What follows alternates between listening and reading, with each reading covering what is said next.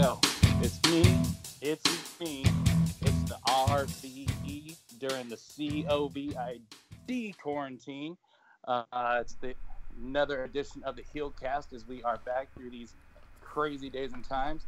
Now I've got a clusterfuck of a deus as usual with me, and also unfortunately, as usual with me, I've got the exalted brother _ dude or some shit along those lines. What's going on, my man?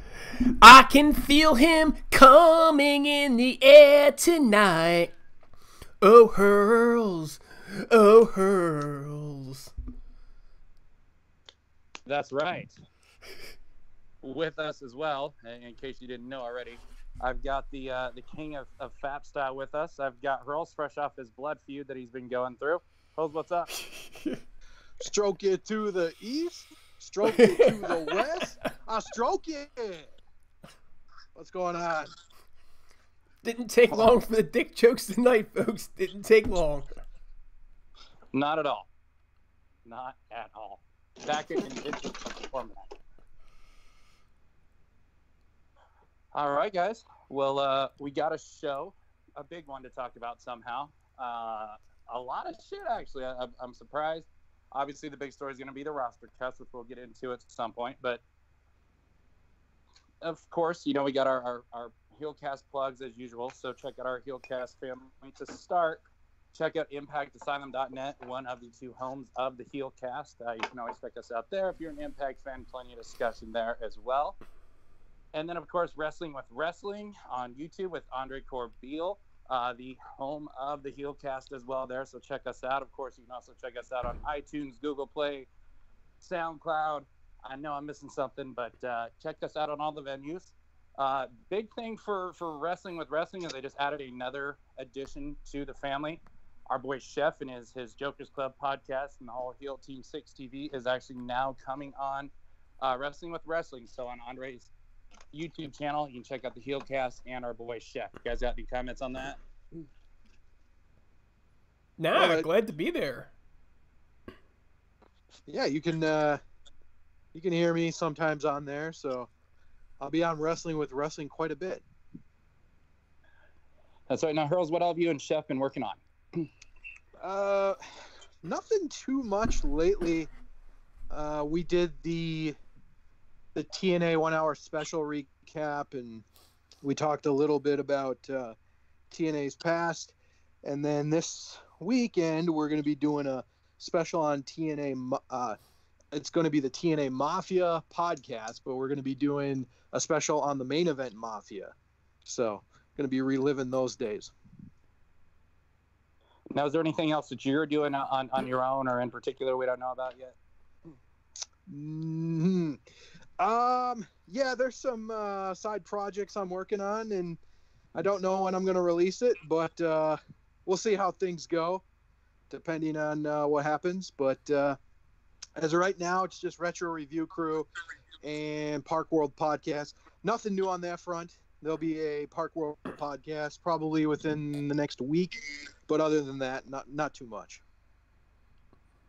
All right, and then of course check out our boy Larkin at the SMS show or S&M show. My apologies, and the official LFC podcast, and literally every podcast known to man.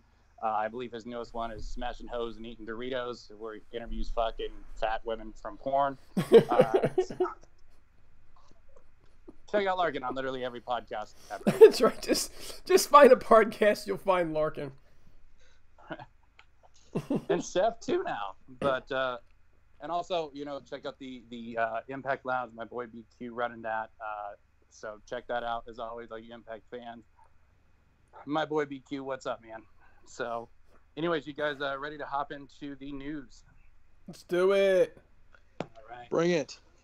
well shit, there's a lot of it. The saddest of them all would be the death today of the legendary WWF WWE ring announcer Howard Fink, aka the Fink. In my opinion, the best ring announcer of all time, the most famous. Good God, all the legendary matches that he's announced for. Very sad to hear. I saw Tommy Dreamer put a photo saying he never posted any pictures with Fink recently because he didn't want people to know he was sick. Very sad news, man. Very tragic. R.I.P. to the Fink. Exalted dude. I know you got some old WWF in your blood. Your thoughts on the Fink? I mean, I grew up with Howard Finkel. That's who I grew up on. I mean, like, for real. There's a reason he was a legend. I mean, you knew he was only 69, too. I mean, that's not exactly, like, old. You know what I'm saying? So, it's sad. He was a little bit younger than he probably should have been at the same point in time. The Fink, as we all know and love him by, was just one of a kind, and I miss it. I miss it. When I hear the ring announcements today, I wish that we had Fink. There's just no doubt about it. Yeah, I saw him in a picture, I want to say about a year or so ago, maybe a little longer. And he was not looking good. There was definitely something going on there. Unfortunately, it's not surprising because he definitely had some illness. But yeah, it's really, really sad. Like you said, he died at a young age, in my opinion. So that's just too bad. He's definitely one of the all-time greats. Did some funny stuff in the Attitude Era, and yeah, it'd definitely be missed. I mean, absolutely legendary. So many childhood memories and even, younger adulthood memories from this guy. The Bret Hitman Hart, the way you cut out V in the Hitman to make him unique. All the Hogan matches, the and new, all that stuff.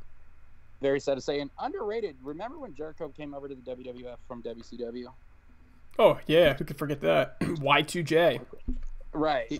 But when Howard Fink kind of took over that role of Ralphus for a little bit as Jericho's kind of crone or stooge or whatever, I think that's underrated funny that doesn't get enough appreciation. Of course, the tuxedo match with Harvey Whippleman. I remember him teaming with X-Pac after DX split. I mean, a lot of Howard Finkel stuff just outside of there. I've seen some shoots, man, where, like, basically he was the brunt of every joke, which is kind of sad to hear because, X-Pac had said people ribbed the living shit out of poor Fink. So it's sad in that regards because I feel like people probably kind of treated him like dirt at times, but an absolute icon. But you know what his big claim is, right? He was the first ever WWE employee. Back in 1980. That's pretty awesome. You know what I'm saying? I mean, and then, hey, if you're going to pick somebody, why not pick the Fink? So, you know. He was a playable character in WWF No Mercy for the N64. Just want to throw that random fact out there. Even the Iron Sheik said something nice about this guy. Folks, the Iron Sheik had something nice to say. Fucking bullshit! Sheiky, baby. Regardless. Probably gave him some cocaine at some point is probably why. Perhaps. Look, regardless, rest in peace to the Fink. Absolute icon. Will be missed and remembered forever. Speaking of something dying, though, in less saddening news, the XFL died. That was quick. The XFL ceased its operations last week, and then, word just came out that they filed for bankruptcy. Look, I'm just going to say this, man, and I apologize, and it's sad for, a lot of people who still wanted to play football that didn't get to live their dreams, other people that were hired and making this alternative so we could have, the most popular sport in the United States, last a little bit longer because it always sucks when football season's gone. I'm sorry to all of them. To Vince McMahon, go fuck yourself. It makes me happy that you failed, you cocksucking son of a bitch. I mean, there's a silver lining to everything, right? Like, I hate seeing all these people lose their jobs. I hate it for the fans that, could have had more football, right? And the product was different. I did try to watch it, and honestly, it was a little bit hard to watch. I'm not going to lie. But watching Vince McMahon lose a shit ton of money, it's just been, this coronavirus isn't all bad, right? Now, unfortunately, it's affected a lot of other people, even under McMahon, and I don't like to see that. But I don't mind McMahon losing money. Yeah, it was hard to get invested because there wasn't really a team that you really are attached to. I think that the thing's just cursed. I mean, I kind of feel bad because, you really wanted to get this thing to work, and I don't know if it would have worked, but I think it was just more of a pride thing for Vince. But at the end of the day, it's like, I don't know if I see this thing even lasting without the coronavirus. Well, and he needs to have, money to keep it afloat too. And WWE is not exactly a cash cow right now, folks. So, if it had just affected the XFL, it had not affected WWE, it might not have shut down. Sure. Now, Hurls, I know you said that the XFL is cursed, and I just want to say it's cursed because it sucks. Yeah. Like, this time it lasted less than the original, and actually it's funny too because I can't even remember the name of the league, but there was an alternate league that came out, I think, last year maybe, 2018 or 19, that folded quickly. But it's funny because that league actually lasted longer than the XFL did, so it cracks me up. I think it was called something like the AAF, like All-American Football or something, something like that. And the NFL was actually working with them. Yeah. So. Yeah, they were on NFL Network.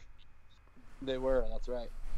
And the crazy thing too is there's a couple players, I know there's been at least 3 from the XFL that have been picked up by NFL teams. Notably, PJ Walker is now a quarterback on the Carolina Panthers. And actually, as of this writing, scheduled in at the number 2 slot to be the backup. So, I mean, it did have a little bit of success for some people. So, congratulations to them. Yeah, he was doing pretty good. I saw him throw a couple touchdowns in the highlights that I watched. Well, the thing too, so I mean, look, we don't know what's going on with football season.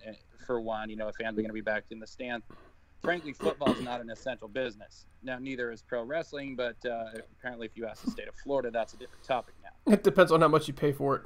Exactly. So the WWE held a meeting with the governor of Florida or something, and all of a sudden, Ron DeSantis. Yep. So the WWE now is considered an essential business in the state of Florida. Reasoning that the logic given was because it helps Florida's economy. Here's the thing: for one, we all know it happened. 2, when these shows are just taped in a fucking studio with no one coming in, that's not really giving economy driven. You're just leasing a building to use that you probably just pay fucking taxes on, which you're gonna have to pay one way or another. I don't know where the numbers came from, but there's been rumors. First I saw 18 or 18.5 million was paid by WWE. Now I'm seeing 26. The governor took some fucking money and opened it up. There's nothing essential about professional wrestling. We all know why Vince wanted to do this, because the contracts, if they don't give a certain amount of live events, they can either void or cost them money. This was a power play by Vince and WWE to pay a shitload of money so they don't lose an even bigger shitload of money. Hurls, your thoughts on this, and we'll go to the Exalted One. Yeah, I'm kind of torn on this because I really wanted Ron DeSantis to win the governor because he was going against a pretty hardcore socialist in Andrew Gilliam. But is it shady? Yes. But at the same time, it's probably benefiting Florida with their public funds and whatnot. So if Vince really wanted to pay that much for it, I'd probably say his business was essential too. But I do feel bad for the people that are working under Vince. That's probably not a great situation to come to work. So, especially with wrestling. Probably not as many as there was either. Yeah. So Hurls, yeah. You mentioned Andrew Gilliam, right? Mm-hmm. That was a really tightly contested election, right? Very tightly, right? Yeah. What happened to Andrew Gilliam? Well, what happened to him? At a wedding, and from his account, he got a little too drunk, but he didn't tell the full story. Apparently, he was snorting cocaine with a male stripper. Yeah, and this was at a wedding, apparently. Now, that was the guy who lost. And then there's the guy who won that looks like he just took an $18 million bribe. Okay? So, Florida, on one hand, congratulations, you got it right. On the other hand, if you're listening to this podcast and you live in the state of Florida, get the fuck out. Like, this is just, these are your options, right? The guy's either going to snort cocaine with a male stripper, or he's going to take bribes from Vincent Kennedy McMahon. Now, oh, look, folks, on top of all this, right? You know, if you're following into the dark side, they did the Jimmy Snuka thing, right? And very famously, Vince goes into the room, and you know, next thing you know, he leaves and he tells Snuka, "Don't worry about it, I got it taken care of," right? And he had a briefcase with him, so God only knows how much cash was in that briefcase, right? This is the kind of shit that Vince McMahon does. I kind of like Hurls' analysis on this, though. You know, if you told me that I could make $18 million for my state, and all I had to do was open up a building to allow somebody to tape something for, and the people really weren't going to be able to go too far into the public just because, well, you know, everything else is shut down. Everybody else should be in. You know what? That $18 million could probably go to help out some folks that are in need right now. So it's not necessarily the worst thing that could happen, but wrestling is just not essential. And I think it was Feinstein. Was it Feinstein that basically told Dana White, knock the fucking shit off, and you know, we don't want you taping to California and doing, you know, anything out here. It was one of those gals out there, and wound up putting the pressure on ESPN, and then ESPN made Dana White stand down. Instead, Vince McMahon goes into Florida and walks out as an essential business. It's really rather sad. It's pathetic. But it's Vince McMahon. What the hell can I say? Congratulations, Florida. Your choices in electorate is great. You know, I'm going to say it's $18 million for Florida, but I guarantee you there's some more than that was paid out that went in directly into the governor's pocket there. I would be willing to bet my life that there's some personal money that he got. And I'm going to tell you it's probably going to be over $1 million for sure, personally. Second, like, let's consider this analysis. This is Florida. That should be enough said. Florida is like the most batshit insane fucking state there is. You hear about all this stuff like Florida, man, and anything bizarre and insane, it tends to always happen in Florida. I mean, that's because Chef is there. For Christ's sake. Like, Florida is insane. Chef's in Florida. Yeah, you can probably pro wrestling probably is considered essential in Florida. As insane as Florida gets, they probably literally could see it's like, oh yeah, that makes sense. Moving on.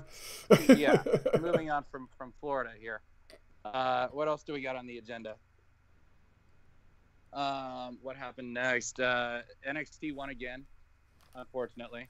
But did they really win? Did they really win? But what's winning? Key demographic wise, they won or they lost, but overall viewers they did better. Right. So, but embarrassing. But to be fair, I mean, like, at the end of the day, I don't really give a shit. I just want to watch a good show. I didn't. We'll get into that later. But the revenue that's going to come off the ads, right? AEW is winning there, and that's really the win that you want to have. So if you could pick between the two ratings, you would still pick AEW. That having been said, I mean, you're talking a virtual tie. I mean, honestly, like, you know, whatever. I don't know why anybody cares about who wins the ratings. Worry about your own damn number. I mean, I'm disappointed in AEW's fan base for tuning in. I mean, look, they've got a very limited roster with what they're working with, which isn't helping them by any means. But it's embarrassing that they've lost to, you know, not only 2 weeks in a row, but the numbers are so low. And I know Raw had like a record low viewership or close to it. But I'm tired of this thing in wrestling where it's like if WWE and Raw's numbers are down, then everyone else is too. Like, we've got to move past this fucking, you know, disaster that is. It's like if everything needs to stop revolving around WWE, they need to do their own thing. And I'm disappointed in the AEW fans for not tuning in as much and being more supportive. Now, granted, this show was not good by any means. Last week, though, if you watched last week, it was a pretty fucking entertaining show. I'm disappointed. I hate seeing WWE and NXT win. You know, there's no MJF, there's no Hangman, there's no Death Triangle. They're missing a lot. The Bucks are gone. Matt Hardy's not there. But I mean, still, and these are kind of throwaway shows, but it's still disappointing that the fans aren't tuning in as much or supporting. I mean, Jesus Christ, we're all locked up. What the fuck are we doing? Dude, that show was terrible. Do you expect wrestling's numbers to be higher right now? No, the show was horrible. look, I might be locked up, but I got a lot of other things I can do with my time. There are movies upon movies. There is content about content that I could be watching right now without having to watch that clusterfuck of a TV show that was on frickin' Wednesday night, man. It was a horrible show. I understand it wasn't their best by any means. And you know, last week I almost didn't watch this. I just wanted to kind of watch a movie with my wife instead, but I just decided, you know, fuck it, I'll go out and watch Dynamite, and I was highly entertained.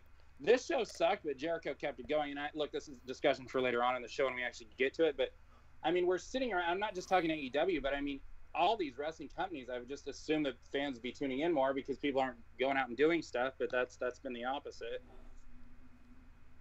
Hurls, you didn't say anything on this. What's your... I think it's a combination of, like, you know, when people watch a show in an empty arena, it's definitely going to take some of the, you know, the excitement out of it. I mean, a lot of, you know, wrestling, I mean, not a lot, but part of it is watching how the fans react to certain things. And I think the atmosphere definitely creates, you know, what we watch every week. And I think when that's gone, it's just kind of like dull. And you know, I mean, it's unfortunate, like every company has to do it, so you got to get real creative. And I think right now more companies should be doing more of these, like, you know, Matt Hardy, Chris Jericho, Undertaker, AJ Styles, you know, cinematic wrestling. I think that's what they should be focusing on more as a TV show, especially right now when you can't really do much in the ring. I mean, they tried. They built. God, I don't even want to talk about this. This is terrible. But they built Moxley and Hager like it was Hogan and Andre. They had, you know, anybody from Bellator, former this, that, the anybody that talks anything, podcasters. They had them all giving their opinions on who's going to win and who's going to do what. And they showed them all in their homes, and they spent so much back. I'm not going to lie, I fast forwarded through most of it. I couldn't take it. And then they deliver that match. It's like you just want to hit your head against the wall, like hard. Knock yourself out. So they're trying, Hurls. I mean, they're trying to do build up. They're trying to make it a TV show. But they just failed, and they just have to accept the fact that they failed this week and hope that high hell they do better. Oh my God.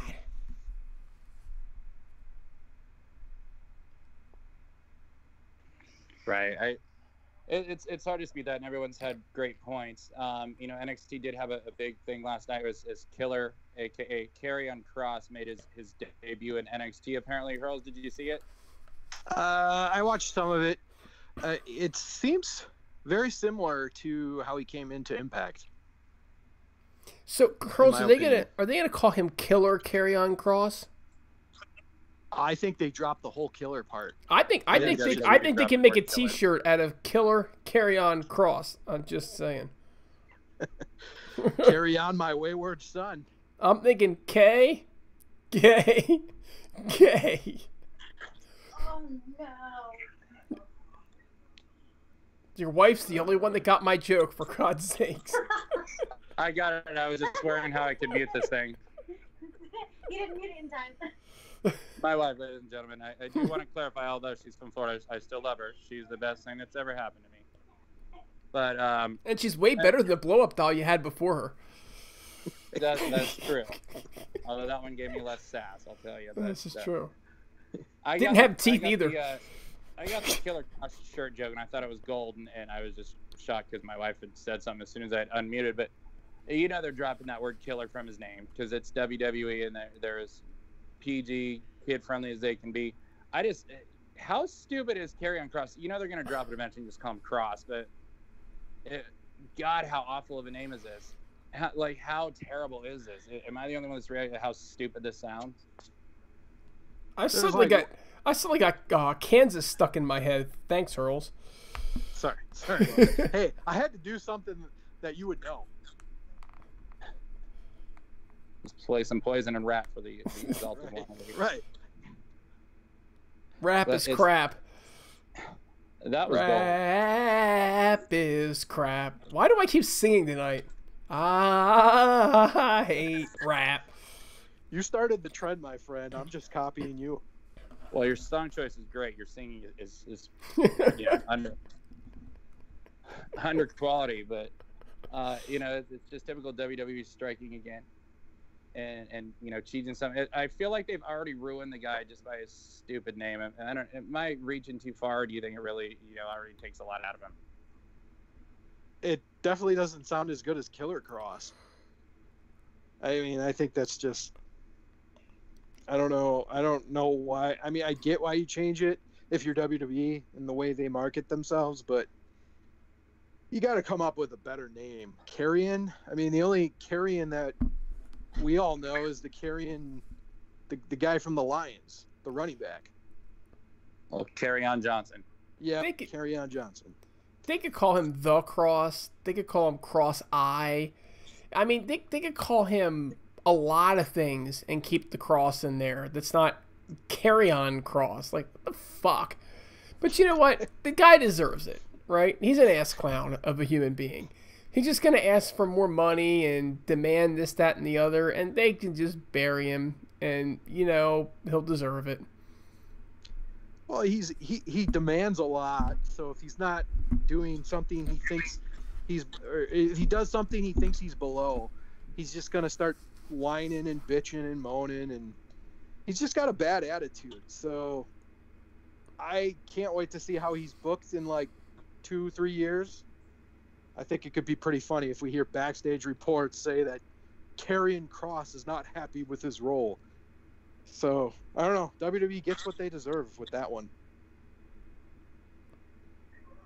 That's true. We'll see how it goes. I think it's ruined from the start because they're going to, like they do with everyone, micromanage everything they say. It's going to take away from what he had that made him so good at one point. But we'll see where it goes. I'm sure he will be, holding out and asking for more money at some point. But 2 or 3 years, my prediction is he'll be in a different company. Because these things happened called roster cuts. And yesterday, WWE did a lot of them. What was it? So basically they get deemed as an essential business to start running live events, and then they cut a shitload of people, and apparently there's rumors that there's another day or two to come and almost 100 people are going to lose their jobs. And people are, I see douchebag Seth Rollins, being like, why is WWE getting backlash? This isn't fair to them. No, the fuck it isn't. You hoarded all the talent so they wouldn't go elsewhere.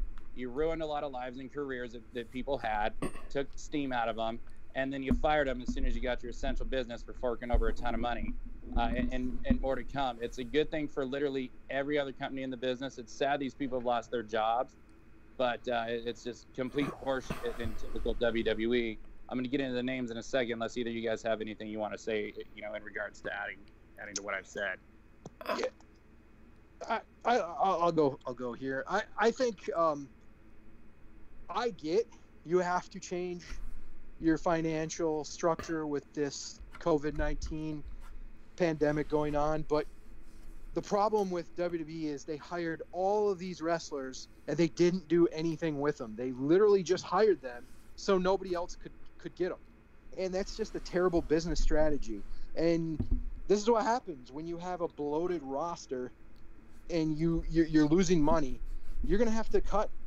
You're gonna have to make a lot of cuts. I just think their whole business practice is skewed, and it's not the right way to do things.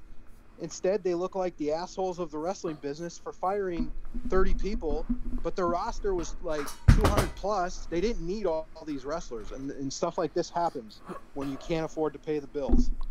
So, look, I'll agree it's the wrong thing to do. I love saying what a bunch of shitholes they are, right? I enjoy saying that much, but I don't know that I would go as far as to say it's a bad business model. The revenue they have coming off that Fox deal, right? The revenue that they have coming into that company is at all-time highs. And so what they're doing is they're protecting their monopoly or virtual monopoly on the industry by hiring up a bunch of people, most of which you're only paying like $40K a year to.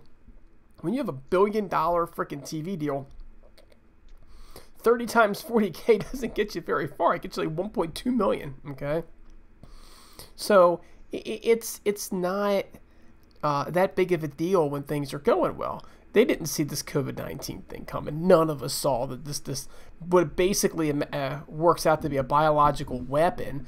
Okay, whether it's natural or not, I'm not trying to get into a conspiracy theory. It's still basically a biological weapon, right? Even if it is natural, it's just taken over society as a whole around the world, and their business model has no idea when it's going to reopen. Okay, they don't have the ability to go to work, Hurls, and I know your hours have been limited, right? But at least you get to go to work. I don't go to work, but my hours, I still work the same I had. Vince McMahon doesn't know when his next payday is coming, other than the TV deals, which I'm sure are tied to, to numbers that he's not making. So he's got to make changes. So I don't want to say I don't blame them for doing it. I blame them for everything, actually. But I don't know that it's necessarily the wrong thing for their business to do. It's the wrong thing by the people. But the people also knew what they were getting into. They realized that WWE couldn't push everybody. They were just betting on themselves. They were going to be the one that makes it the main roster, and they were going to be the next, world heavyweight champion. And as with most, they failed. But, at the end of the day, they got to attempt to live their dream, and they did. And now they're free agents, and we get to talk about where they're going. Absolutely. So, I'll go to the names. There's a lot of talent that was cut. And I mean, I use the word talent, as legitimately. There was a lot of very talented people out there that are hungry, that have been held back, not used right. I think a lot of them are going to go out and become stars, including EC3 elsewhere, but I'll hop to the names here. One of our personal favorites, I'm sure for all of us, was Drake Maverick, a.k.a. Rockstar Spud. Brian Myers, a.k.a. Curt Hawkins. Anderson and Gallows, the tag team, the OC or the club, or the Big Bullet Club guys, whatever we want to call them there. Heath Slater, Aiden English, EY Eric Young, EC3, Leo Rush, Hall of Famer, gold medalist, legend Kurt Angle, which was a huge shock to me. Sarah Logan, referee Mike Chioda, Primo and Epico, Rowan, Mike and Maria Kanellis Bennett, Zack Ryder, Noe Jose, Rusev, Deanna Perrazzo, and I think there's one more, whoever Alexander Jakic or Jakcic is, or whatever Hurls might know. So, I mean, a long list of names. I mean, anything stand out before we kind of discuss them individually? We'll go to the Exalted Dude. You know what, Mike Bennett. I'm not going to call him Kanellis. I can't do it, right? But Mike Bennett is the guy that I'd like to have out of that group.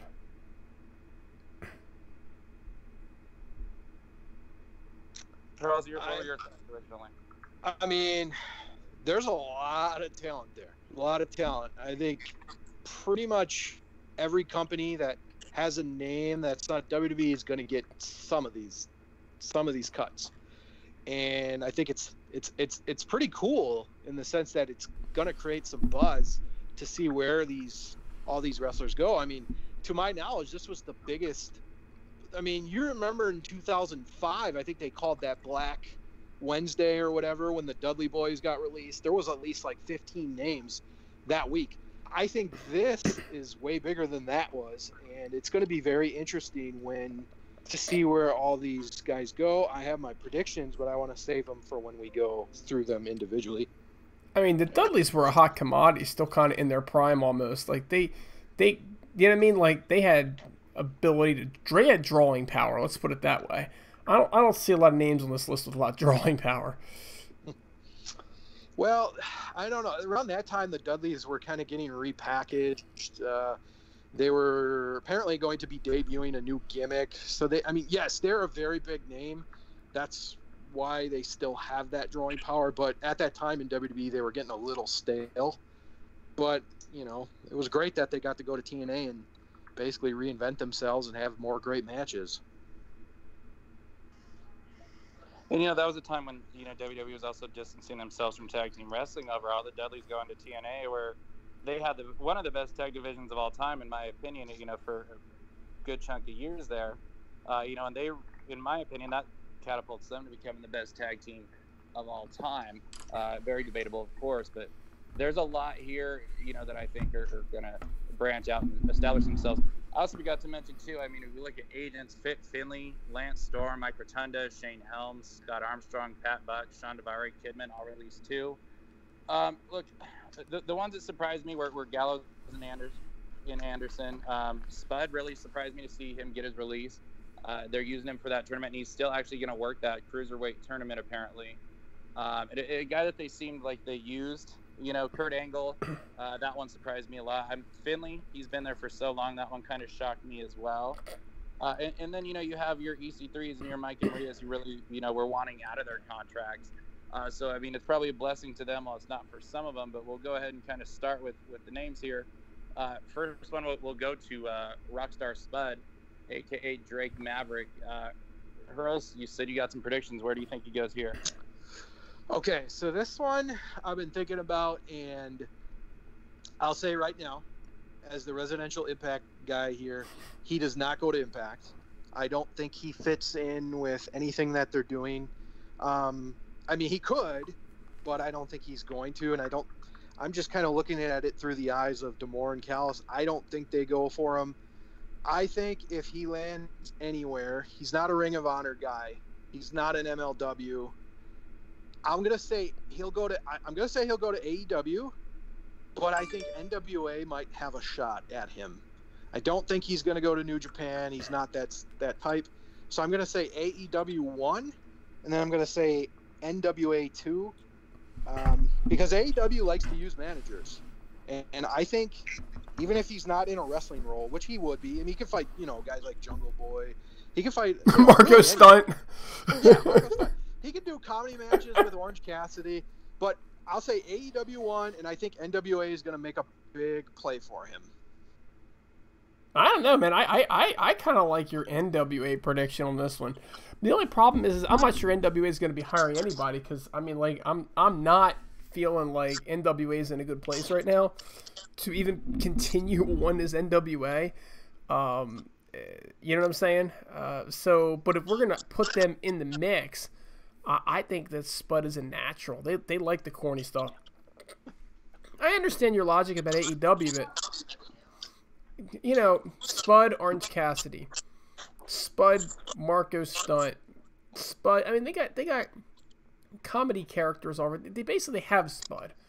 Do you know what I'm saying? Like over and over again. And I think if you start adding more Spuds to AEW, it's just gonna be too much. It's gonna be kind of turning NWA, which is just too much.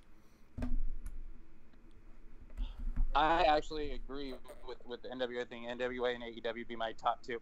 Let me first just start and say I fucking love Rockstar Spud. I love that man so much. He is awesome. He's already put out a new shirt that says Spud 24/7. One on one side, the other side is literally him with the 24/7 signaling over his jump. I love this man to death. I look, NWA, the Billy Corgan ties, and a lot of the former Impact roster that he worked with. The guy's extremely funny, like legitimate funny, not wrestling funny. He is super witty, funny, and this guy to me is a total. He's just small for being in the ring. I don't see him returning to Impact because look at how the Anthem Tandem used the guy, and really kind of wrecked his career. Granted, Jared and everything was in charge at the time, Spud's last year, but still, it's the Anthem guys. I don't know if they see that much in him. I think he should go to AEW. I'm hoping, I think AEW is allowed to get EC3, and I feel like EC3 could get say, hey, you need to bring me in with Spud. I think it's between those two or NWA. But I'm saying, look, for AEW, Hurls hit the nail on the head. They use managers. I've been saying since we've started the show, Rockstar Spud is the next great wrestling manager. I think he's got the wit of Bobby Heenan, but the look and appeal of Jimmy the Mouth of the South Heart. But also, look, they're getting a second show at some point. Rockstar Spud on commentary. Look, Jericho is fucking phenomenal as a commentator, and they need this more. And wrestling has needed this for 20 years since we've lost Bobby Heenan and Jesse Ventura, stopped commentating, one of the two not being in the booth. This guy on the second show's a try. I think this guy literally has what it takes to do the Bobby Heenan thing on commentary too. So I'm going. I want to see Spud in AEW. I want to see him with EC3 and MJF, but I also want to see him manage and commentate. But I think it's AEW or NWA for sure. And if you guys haven't seen his video, very emotional one, it's pretty. He took his release pretty hard. So if you haven't seen his video, definitely check it out. He's a guy you want on your roster. Yeah, he was crying in the video. It was sad, you know. And who would have thought a Rockstar Spud of all people? You remember when he first came in and he won that contest and they didn't use him? Who would have thought when we first saw this guy that he would end up in WWE at some point? You know what I mean? He came farther than he probably ever expected to, and he took it hard, and it was very sad to see, although I still think he's going to be better off elsewhere. All right, so the next name I've got was Curt Hawkins, a.k.a. Brian Myers. I'm saying it's either Impact or NWA. Impact because it seems like the kind of guys that they can get. Also NWA because it seems, you know, they've got, what's his name? Caleb Conley. This is pretty much the same thing. Not a lot of charisma to him. A name, I'm saying Impact or NWA. Exalted Dude, your thoughts? I mean, I don't know him, but you just likened him to Caleb Conley, right? Well, he was a tag team champion with Trevor Lee in Impact during the GFW, or was it? Well, yeah, GFW invasion, like in 15. All I'm saying is he doesn't sign anywhere.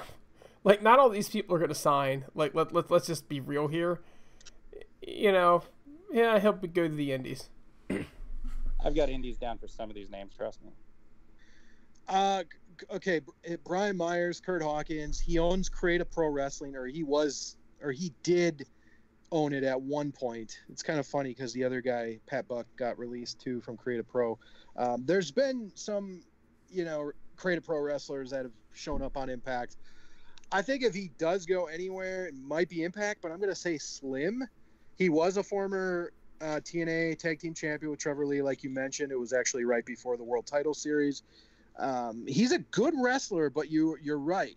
He doesn't have a lot of charisma. I thought he got better once he left the WWE the first time, but I don't know. I don't know if there's a lot of money in him. If you can get him cheap, because he does own a wrestling school, he might not command that high of a contract. I'd say bring him in. He's a solid worker, but I would definitely not pay a ton for the guy. Yeah, he's gonna be a trainer and do Indies, guys. Mark my words. Yeah, I don't think he fits in for what ROH is doing or MLW. If he, doesn't do Indies or retire, I think it's between NWA or Impact. Because basically, it's the kind of person that it's like they're the only ones that have any interest and can go to. So that would be my prediction there for him. Who do I have? All I'm going to say though, before we go, of course you're going to stand up for Impact. No, I'm just going to say AEW could maybe have that sympathy hire like they did with Shawn Spears, because Cody might be friends with him. I don't know, but that's all I could think of. But the thing with Shawn Spears is Cody thought he had potential. We all know Curt Hawkins doesn't have potential. Well, you know what I mean? That's true. I don't think there's. Yeah, he's been wrestling for a while. Yeah. So we got Anderson and Gallows, former Bullet Club guys. It's already been reported, or at least rumored, that Anderson's headed back to New Japan. That was my prediction from the start.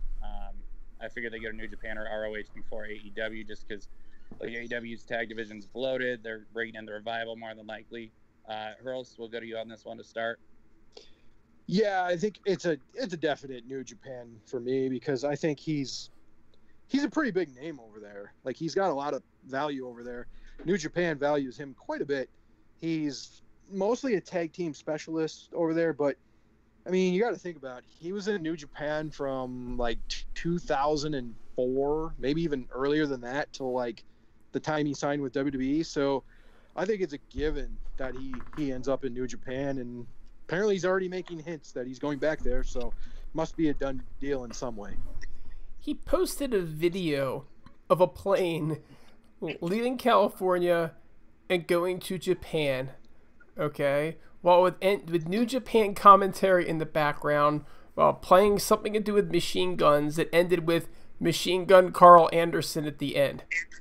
I'm pretty sure he signed. Like, even in this economy, apparently New Japan decided they were willing to add at least one more. The only question is, did Gallows get released? Because I didn't see his name in the list. He did. Okay, so he's going with him.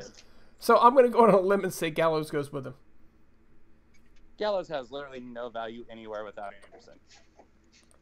Can you tell me honestly, does Festus have any value fucking anywhere else? I mean, I think he does actually. I think that he could go and he could be back in aces and eights, okay, and I think that he could go with Wes Briscoe, and he could be Wes Briscoe's lackey, and I think it would just be money. You know, sadly, our ROH would probably bite on that. What? I mean, if Doc doesn't go with Anderson, I'll say MLW or something like that. You know what I mean? Or ROH. WWE, obviously, they're not going to bring him back, and I think AEW wants him. I doubt Impact wants the guy, to be honest. I don't think he brings anything on his own. I agree. Gallows, kind of like right place, right time with him. He got, he had his aces and eights run, which was okay. He was just a decent hoss. But, then he goes to New Japan, gets hooked up with the Bullet Club, hangs out with Carl Anderson and AJ Styles, and now you got some name value to him, and now you're actually wanted. I personally would have loved if Styles, Anderson, and Gallows would have signed back with TNA in 2015, because I heard the idea was going to be pretty cool. But that didn't happen. Went over to WWE, was hot for like a month. Then they treated him like a joke, him and Anderson. So I don't know. You get what you sign up for. So there's not a lot of value there, but someone's going to pick him up because, I don't know, he's always found a way to go to some company and be somewhat relevant. So I think if I have to make a prediction, I agree with you. I think New Japan's his best bet. All right. Well, Hurls, the next name I got on here you'll like, because I've got it all Impact. This has Impact written all over it. It's the one-man band Heath Slater. I think he fits nowhere but Impact, if anything else. And I think Hurls and Cody and Colby are going to be going ape shit for how great and underused Heath Slater is. And I think Heath Slater fits Impact 100%. Hurls, your thoughts on Heath Slater coming to Impact? 1% chance. The only reason I will say 1% is because who is he tag team champions with in WWE? I know. Ryder was Hawkins. Galloway and Jinder Mahal, right? No, he actually won the tag team. He actually won the tag team titles with Rhino.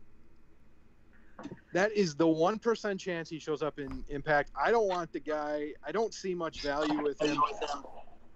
He had one catchphrase where he didn't want to get fired, and he said, "I got kids," and it kind of caught on. No, I don't see much value. I'd actually rather get Brian Myers if I had to pick, but I do not see this guy. You know what though? NWA is going to get him, and they're going to put him in 3 different matches on one pay-per-view. That's my prediction. Who are we talking about again? I think he'll be the one that dethrones Tessa. Who are we talking about? Who are we talking about? Heath Slater. Who?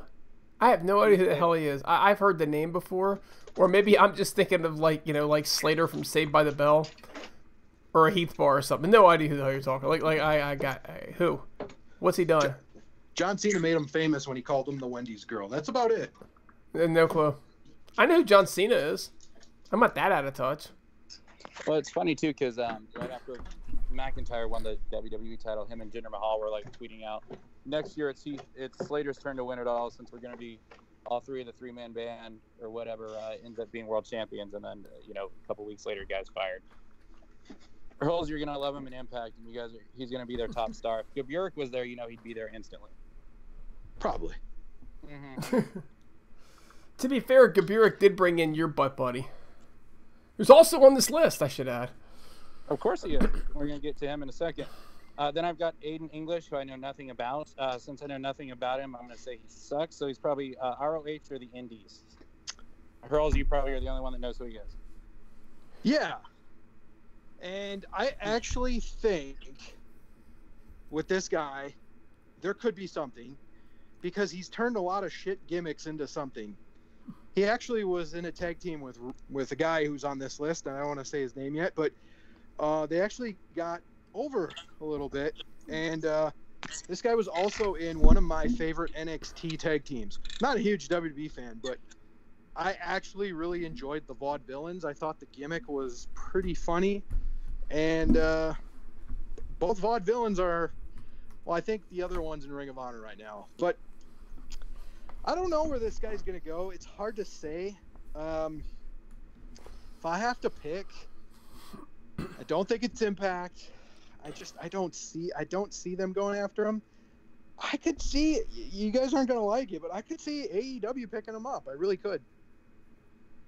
Who? I mean, if I have to pick one, I'll say AEW. Who? Aiden English. No clue. Not a clue. He might as well be. He might as the Vaudevillains. That was a funny gimmick. The last thing AEW needs are even more quote-unquote funny gimmicks, especially the tag team division. For fuck's sakes, there's more tag teams on here we haven't even discussed yet, and they don't need them either. So then I've got a personal favorite of, I believe, all of us. I know at least two of us, but we've got EY Eric Young. I'm saying either he returns to Impact or MLW, or he retires. We know EY's kind of talked about that in the past. I would love for him to see him in AEW more than anything. I just don't know that he's going to fit what AEW is looking for. We'll go to the EY Mark himself. Well, you're definitely talking. You say EY Mark, you're definitely talking to me. I love EY. I think he's going to go back. If I had to guess, I think maybe he'll go to Impact, and I think maybe he'll be an agent, right? Or do a dual role that way. I think he's still based out of Nashville, right? He's a Tennessee guy, and Impact still has a lot going on down there. I don't know. I think his home is Impact. You know what I'm saying? And I think that's a good place for him, is to go home to Impact, and and try to transition more into the front office, kind of like Abyss did, right? Chris Parks. And he's not on this list, so he's still doing something right down there. How old is EY right now? Did he go over the 40 mark? Oh, I don't know, but 40. I mean, dude, you're just getting started at 40. You're in your prime at 40. Sure. No, I'm not saying he's got a lot of years left. Yeah, this is the big one Impact gets. This is the one I'm going to say that they're going to make the big play for. He's just got a lot of history with Team Canada. Scott D'Amore's in a big role. He was already tweeting about him, and doesn't mean he's going to get him. But I'm just saying they're going to make a big play for him. This is the one guy on this list I think Impact will for surely get, and I'm sure to be wrong here because that's how it happens. But if I'm going bold, I'm saying EY comes back to Impact, and I think they're going to put him in a pretty big spot. Don't know if he's if he'll get a big title run, but I think he's going to be focused pretty heavily, and I think him and Petey will do some tag team stuff again. I think it's just a natural fit for him. And he is 40 now, by the way. Okay. Just 40. Yeah, he's just 40. So honestly, he could do a dual role, but he could still be wrestling in the ring. Assuming his body isn't too beat up, he could still be wrestling in the ring for quite some time. I don't know. He just feels like an Impact guy to me, guys. Where do you have? You probably haven't gone to AEW, Raven Effect. I don't. I said I think Impact, MLW, or he retires. I hope AEW gets him, but I don't think they will. And look, the thing too, I mean, 5 years was a while ago, but 5 years ago, if you would have asked me, UI was the best heel in the entire business. Granted, you go to WWE, you go to that system, they tell you everything you have to say. And from what I understand, they didn't use Eric Young hardly at all, which is a mistake on their fault.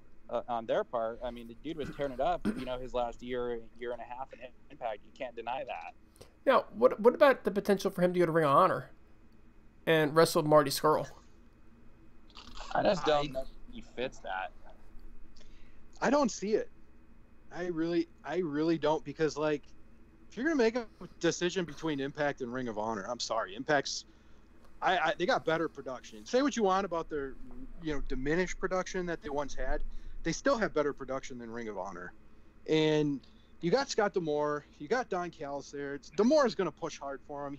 He's going to know what his role is going to be in Impact, where I feel like if he goes anywhere else, he could just be lost in the shuffle. I think at this point in his career, he just wants to be used right, and he just wants to be treated right. So I think he's going to go to Impact, and I think him and Petey are going to have a reunion of sorts.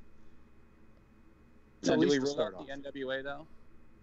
I mean, think about it. You know, he's got some buddies over there. He does. They're probably number 2 in my book.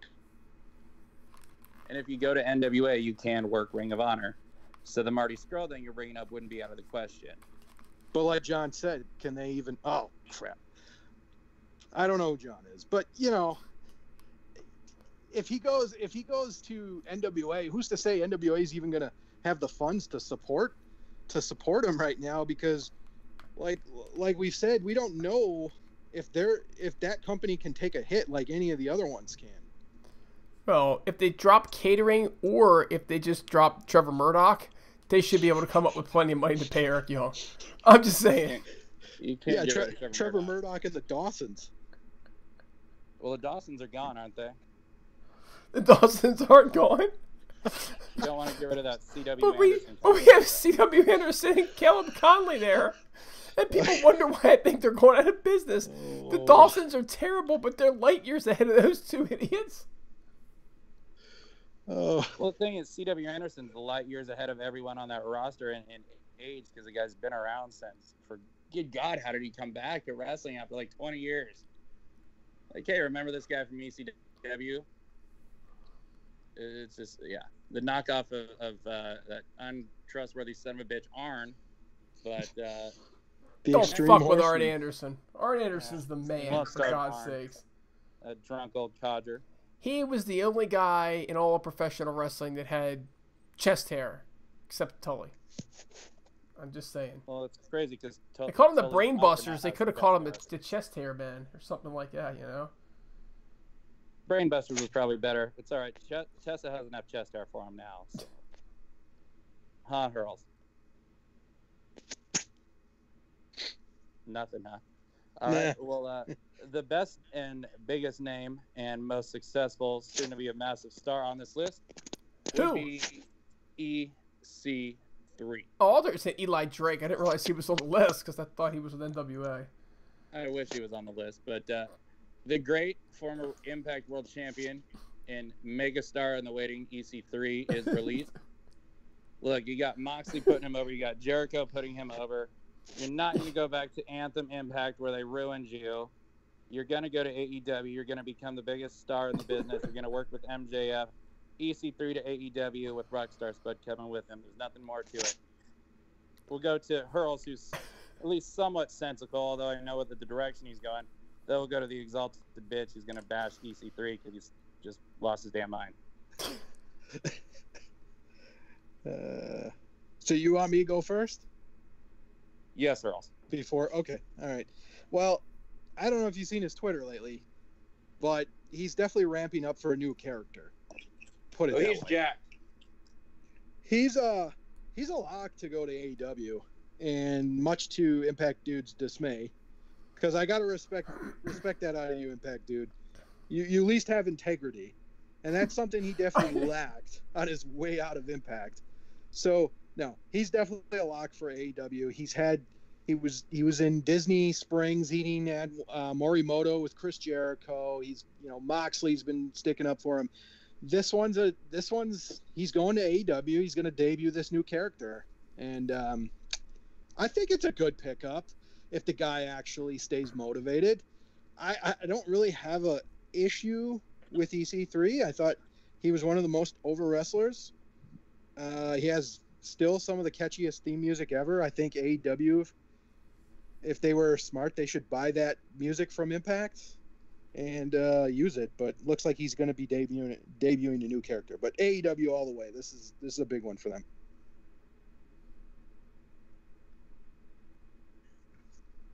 Get the hell out of there! Scat! Get out! Scat! I'm yelling at cats in my garage. Get out of there! Alright. So, at any rate, that's how I feel about EC3 too, actually. So just so you guys know, we got a cat that lives in the garage. It's supposed to be a barn cat, but it wound up breaking a leg, got bit by a dog, and broke a leg in the process, and we wound up leaving it in the garage for a while, and now it just really doesn't leave the garage. So we keep food out there for it. And you know, I live in a, you know, it's a suburban area, but everybody has a lot of land, and so everybody has a cat. And all the cats, kind of neighborhood cats, kind of come into my garage and eat the food. So my wife had to know what was going on there because some weird shit was going on there sometimes. So we put a camera on the food. And I get notifications on my phone when there's something there. And I just caught one of the neighbor cats there. So I have the ability to hit a button and talk through the camera.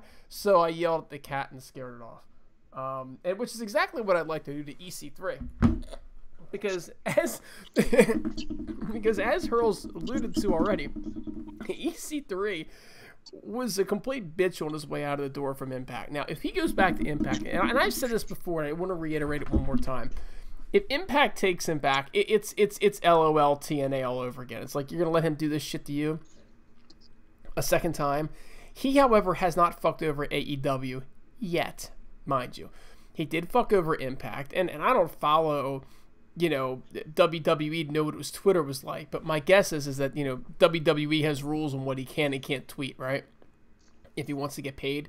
So my guess is that he wasn't able to go to the extent. But if he was, you know, having dinner with, you know, Moxley and Jericho and promoting that type of a thing, then he was probably pretty much doing the same thing at WWE too. So, do I think he'll wind up in AEW? I suppose the possibility exists, but I really don't need him on my TV screen. I think MJF is better than he is at this point, and I think EC3 knows it. I think EC3 is looking to debut a new character because he knows if he goes to AEW with the same character that he had in Impact, he is going to get owned by MJF because MJF is better than EC3, and EC3 knows it. So, maybe he debuts a new character. I don't know. I won't be happy about having him on my TV screen. Yeah, I'm sure it won't be the worst thing that's ever happened to me in my life, but I will be pissed off about it. So, fuck EC3. He didn't do the right thing on the way out the door. I really wish maybe Lashley would have gotten, you know, dropped instead. That way, Lashley could go to AEW, tear it up, and get what he deserves. Because Lashley was a very, very, very honorable human being on the way out the door, and he did it at the same damn time that EC3 did. So fuck EC3 and fuck the cat in my garage. I just want to answer before you go, Raven. I just want to say a couple things. He did tweet out the same tweet he did in TNA when Jarrett was there, where he's like doing the yoga zen thing while the rest of the picture is on fire, like everything around him is on fire. He did the same tweet in WWE. I believe it was his second Raw or his third Raw. He basically was made to look like a joke. He got his ass kicked by Moxley, and ever since then he was pretty much buried. So yes, he did pretty much do the same thing. What I was gonna say too, for one, that's by far not the first time that the Exalted Dude has scared pussy away. Secondly, you want to, like, let's just rewind here. When I scare you away all the time, Raven Effect. My wife even agreed that, you know, that was her comment too. It was like, you got to come with that. I'm already on top of it. But let's rewind a little bit here. So when Anthem and Jarrett came in, what did they do? They buried EC3, pushed him to the side for a fucking joke, terrible, shitty person who was untrustworthy in Alberto El Patron. Basically, they bury EC3 because of the Carter name on him. That even though this says Jeff Jarrett wants to win a pissing contest, he's already won with Dixie Carter, and they start burying their top guy and then eventually just wipe him away. I probably wouldn't be fucking giving it my all either when I know, look, if I'm just going to be average, middle of the card, I can go make more money and do the same shit elsewhere and get a chance at a bigger league. So I don't blame EC3. They fucked him before he, you know, didn't give it his finish your deal, for fuck's sake. Finish your deal. Like, he had a deal. He could have gotten back to being the number one guy. You got to work your ass off. I don't think he got buried because of his name. All he had to do was stop calling him Ethan Carter III and just call him EC3. They just decided to stop pushing him to the moon, and he immediately started tweeting, I want to go to NXT, man. I want to go to NXT. And his matches were lame. His promos were lame, and everything the fucker did after that was lame. And then they couldn't push him. They couldn't push him because he wasn't trying. So you know what they did? They pushed Lashley instead. And that was a good move because Lashley was class the whole way through. You know what? You're right. wrong and wronger. Anyways, and he's, you know, MJF is better than you, and MJF and everyone else is the salt of the earth. Those two together are going to be money, and EC3 is still better than MJF at this point when EC3 is doing on top of his game and doing what he does. EC3 is a step better. But we're running long. So the next name is Lio Rush. I have him back at ROH. That's all I'll say on it. Exalted dude. You know what? This is a guy that I was really hot on a couple years ago. I loved Lio Rush. I think he's had some issues since then. But he's going to Ring of Honor. Yeah, I agree. I think Ring of Honor is going to make a big play. I think they're going to be my number one company that gets him, I would say. But he fits Impact style quite a bit. But, and I'm not comparing races because they're two African-American wrestlers. But Impact just signed Chris Bay, who does quite a lot of the same stuff. So I don't think Impact's going to sign him. I could be wrong, but I think Ring of Honor gets him. I'll put MLW at 2, and I'll put Impact at 3. Well, and they have Rich Swann too, and Rich Swann's been nothing but money for them. I mean, he's been great. So yeah, and he's out injured right now. Yeah, so when Rich comes back, they're gonna have Rich and they're gonna have Chris. Do they really need Lio Rush? I mean, you know what I mean? Especially when they've already got the Rascals, who again are very similar styled wrestlers to the other ones. It's like having 5 of the same guy almost. I know some purists are going to take that maybe the wrong way, but it really is, and they're very similarly styled. You don't need 5 of the same thing. You need some diversity in your wrestling, and they're all kind of smaller, high flyers, and none of them are super talkers. So you know, give me something a little bit different. You know, that's kind of why I think some of these people like AC Romero, because he's just a lot different than some of the other people that they got. Agreed. Now the next name, the biggest name of them all by far is Hall of Famer, one of the all-time greats, Olympic gold medalist, Kurt freaking Angle. I'm stunned by this one, to be honest. I'm surprised he wasn't under like a Legends deal or something. Like my solid prediction on this is he actually will return to the WWE shortly. I think that's a guy that they want to get back. I could see AEW making a big push for him because of the name value. For maybe like an authority role or something along those lines. And also I could see Impact trying to bring him back too. However, if Curt, I could see Curt just, you know, going into the riding off into the sunset and retiring is another option and just being done with it. But I mean, that's what I got on that. Hurls, we'll go to you on Curtsy. Yeah, I mean, here's what I'm going to say about Curt. He, to me, doesn't have it anymore.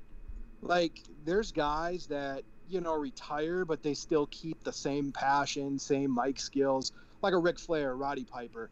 Then there's Kurt Angle, who just something seems off about him. And, like, you could kind of tell, like, his retirement tour in, you know, TNA, he was just kind of like, I don't know. It was just kind of like, something was like, he just doesn't have the character he once had, and he doesn't seem like he has the passion. It could be from injuries, too many bullets to the head, too many DUIs. I don't know. And I don't mean that as a shot, but something's off about the guy. And it just seems like he was just like in WWE, even like he was an authority figure. And I just don't think it just wasn't the same Kurt Angle that you know and love. However, he's still got a lot of name value. He's still one of the best wrestlers of all time.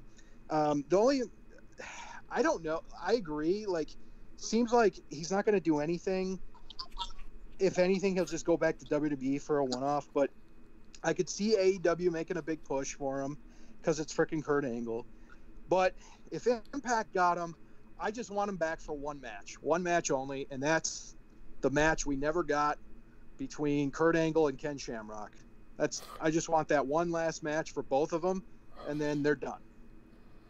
Oh, that's all I want. Sakes. Please just stop. The match for the ankle lock. Oh, for fuck's sake. So, you know, I was laughing as you were talking at times, Hurls, and I wasn't laughing at you, but you keep saying that something's off about Curt. He's not the same guy, and you don't know why he's not the same guy. And I'm like, dude, it's because he's fucking sober. You know, like, seriously, could you imagine Macho Man without the cocaine? Not the same dude. not the same dude. So, I mean, he's sober. It's why he's not the same guy. And I'm sure he's a better human being now than he was before, right? I'm not going to take that away from him for sure. I think this one's easy. I think he signs a Legends deal, and I think that, you know, he probably was commanding a fairly decent salary, and they knew the writing was on the wall with him in retirement anyway. So he gets that Legends deal, Raven fact, and he you know, retires off into the sunset and does autograph signings, and, you know, stays sober and doesn't have to worry about giving a good promo or, you know, jumping off a top of a fucking steel cage because he's fucking Kurt Angle and he's insane.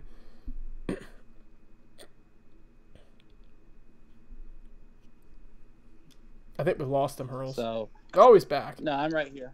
So the next name we've got is Sarah Logan. I have no idea who she is. So I'll say the Indies, or she goes to Impact or ROH. Hurls, I'm sure the Exalted dude knows nothing about her, but Hurls. Yeah, she's got a very interesting look to her. Like, she had like dreadlocks for a little bit. She kind of had this like Tennessee, Kentucky. I don't want to say hillbilly. I mean, she made it work. It was like a modern day take on a hillbilly, but she was actually a pretty hot commodity on the Indies. Her name was Crazy Mary Dobson. She had a lot of buzz, but she got to WWE and she didn't really stand out when they brought in all, you know, Charlotte Flair and all of them and Sasha Banks. So I think she'll definitely get some looks. I think this actually would be good for AEW because I think she has a good character. She can have a good character, and I think she's a lot better than the So you're saying she sucks? You're saying she sucks and she's a good fit for AEW's women's division? Well, she's that damn I think bad. this would be an improvement. I think this would be an improvement in their women's division. I really do. I'm going out on a limb here, based on what Hurls just said, because I have no idea what's her name again. Sarah Logan. Sarah Logan. Okay, I'm going on a limb here. I'm gonna say she joins up with they rename her to Darla Dawson. She joins the Dawsons and she goes to the NWA and looks like a complete fucking bonehead. Because that's pretty much what would happen there. I have absolutely no idea. I'm going to say that she retires and gains 200 pounds and winds up on one of Blarkin's podcasts as a porn star. There you go. Final answer. Well, classy Sarah. Let's see. Referee Mike Chioda. Shocking one to me. I think AEW, they need him worse than anyone else does. And this would actually be a pretty solid pickup, the Exalted dude. Oh my God, please, yes. Can we please get rid of Aubrey? I botched so bad they didn't even air the Count Edwards. I mean, come on, man. Did you guys catch that this week? One of the matches, I think it was the one with Colt Cabana. Like they start and she looks like she's getting ready to count, and then the next thing you know, the match is just over. It's like, how bad did she do? So yeah, for God's sakes, I have no idea who the hell the ref is, but AEW could use it for sure.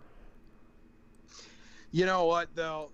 AEW won't get rid of her because she does the podcast with Tony Schiavone. They really like to push her for whatever. They push her reason. because she's got tits and a twat, dude. That's why they push her. Yeah. Because otherwise, she's not that good. I totally understand. I get it. Somebody's banging her in the back, clearly. Ugh, poor bastard. Yeah.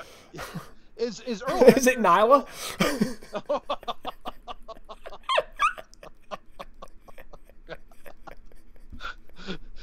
Hey, you want to get with the champ? Oh anyway. Shit, I went there. Well, we just offended half our audience, probably. I think all of them. I think they managed to offend everybody.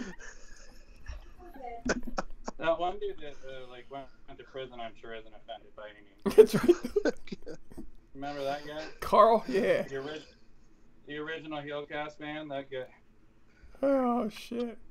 I don't know. It's just I don't see the talent in her. I just see the fact that she happens to be a female is the only thing that I see about her. I have no issue with having a female ref, but just get me a ref that stays the hell out of the damn way. The ref shouldn't stand out, and I never heard of Mike Chioda. I don't know shit about him. Nor should I. So, sure, AEW. Raven Effect, where's he going? You know what's crazy is Aubrey Edwards didn't get released from anywhere, but yet she took up more time than anything else here. So, good job, you two. So I've got Primo and Epico, what are they, cousins of Carlito Colon, the famous Colon family. Hurls is probably used to colon families with the videos he's watching, but I think they either return to Puerto Rico or MLW or ROH or Impact would be one of the ones to pick these guys up. I don't think there's really much impressive with them. I think Carlito's the talent, and I wish he would come back. But Exalted Dude, anything? Sure, what the hell? I'll go with AAA. Why not? They're Puerto Rican. AAA. Somebody's got to go to AAA. AAA is Mexico, sir. But I know. But Conan's from Puerto Rico, and he's been in AAA. Conan's Mexican. Conan's fucking Puerto Rican, dude. He was Tijuana, Holmes. Dude, Conan's freaking Puerto Rican. All right, where's Chef when you need him? Chef Larkin? knows. Larkin. You're texting me anyway. Tell me, where's Conan from? All right, Hurls. WWC, World Wrestling Council, out of Puerto Rico. Their dad owns it, I believe. Fuck, That's he's what Cuban. I never wanted was Puerto Rico. He's Cuban. He's not Puerto Rican. Conan's Cuban, but I knew he wasn't Mexican. Did Larkin tell you he was Cuban? No, I looked it up. Larkin probably did tell me.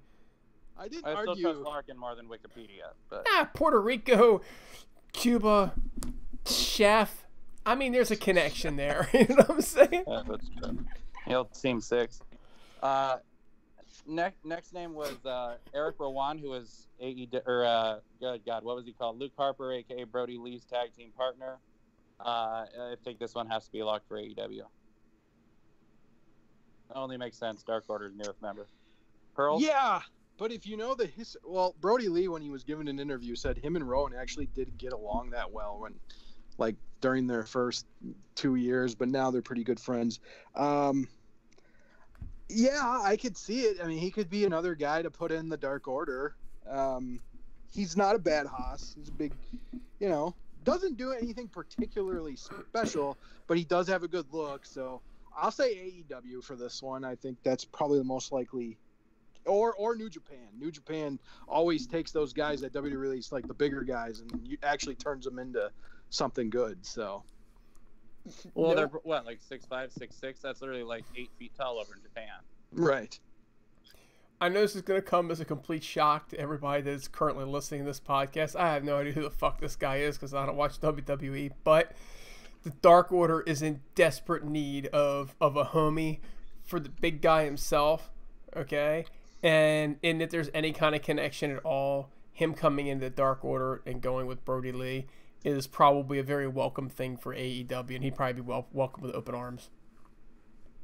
He'd be a huge improvement over everybody not named Brody Lee right now. I mean, in the Dark Order? Yes, in the Dark Order. They might as well have Marco Stunt and Peter Avalon in the Dark Order, dude. I mean, this is just bad. I'm actually pretty sure Griggs would be an improvement over the other members of the Dark Order. Hey, don't fuck with Griggs. I'm not. It's a compliment. You'd like to fuck better Griggs, than Evil Uno. I'll take Drunken Griggs over Evil Uno any day. He's more evil than Evil Uno. That's true. So they were good. They were good in the Wyatt family. So I think it's a lock. I think it's a lock for AEW. All right, so I'll move to a name that you do know here, Exalted Dude. Do you believe in miracles? Oh, AEW. Done. Signed, sealed, delivered. Bring Maria with him. Done. I mean, the history is just there. The history is just there with the Elite, and you know what, Mike, poor guy, he's had his issues, he's got his flaws, and God knows I don't agree with anything that comes out of the man's mouth, but he is a complete class act, a hell of a human being, and I wish him and his wife nothing but the best, and I sure as hell hope to get them back on my TV screen.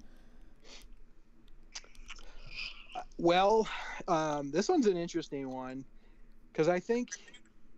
I'm gonna say he goes to Ring of Honor, goes back with Matt Taven, because I think they're gonna make a strong push for him. I really enjoyed the character of the Miracle. I think the Miracle is a great character, but I think he goes back and joins the Kingdom, and I think he takes Maria with him. I think that would be a pretty good get for Ring of Honor. I'll say AEW 2. I don't really see anything Impact connection, and I'll say NWA 3 if they're still a thing. Yeah, I think it's a tough one. I think AEW, like if you remember when Cody got free from WWE, made his list, Mike Bennett was on there. They went and done it. So I know Cody is high on the Miracle. And I could also see Impact making a push for him. I could see NWA with Corgan and Lagana there. Lagana behind that Miracle thing. And of course, as Hurls brought up, the ROH connection with Matt Taven.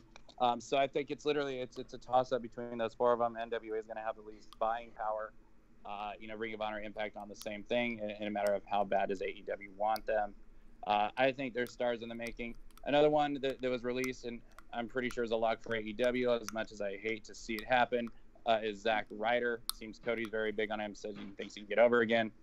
I'd rather throw up in my mouth and drink it, but AEW, dude, I don't know if you even know about Zack Ryder, whoa, or woo, or whatever, but basically he was Robbie E like a couple weeks after Robbie E was Robbie E. Oh, fuck no. Fuck, they don't need them in AEW. You know what? Just go do your indie shit. Or you know what? We never sent anybody to MLW. Zack Ryder, your ass just got sent to MLW. Somebody's got... Look, if I can send the Puerto Rican twins to AAA in Mexico because Conan is Puerto Rican, even though he's Cuban, okay? And I still swear chefs from Cuba. I can see he looks just like Fidel Castro. I'm telling you. I can send this Zack Ryder and ride his ass all the way to MLW. So let's go MLW. What the fuck? I feel like Dr. Ken tonight. How is MLW doing? Like, I haven't really heard much from them at all. Like, are they doing okay with the COVID-19 stuff? I mean, their show is getting aired 7 nights a week. It's the same show.